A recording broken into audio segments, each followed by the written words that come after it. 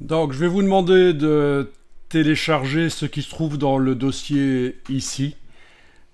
Donc, vous avez la version simplifiée comme d'habitude de l'URL du Drive.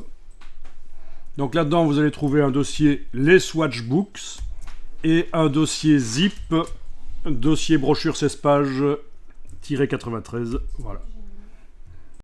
Et grâce à ça, on va parler de différentes astuces et de couleurs dans InDesign. Donc on va voir un peu si vous connaissez bien InDesign et si vous avez la logique productivité pour éviter de passer 3 heures à faire quelque chose qui ne prend que 30 secondes par exemple. Donc vous téléchargez le contenu de cet emplacement sur le Drive. Donc le dossier les Swatchbooks, le zip. Une fois que le zip est téléchargé sur Mac, vous double-cliquez sur lui pour le dézipper. Sur PC, vous faites clic droit, extraire. Donc avec cette adresse-là, vous avez réussi à télécharger sans problème, à accéder en tout cas au Drive.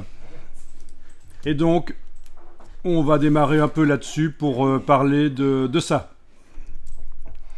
Donc le zip, je l'ai dézippé ici, c'est un dossier d'assemblage InDesign.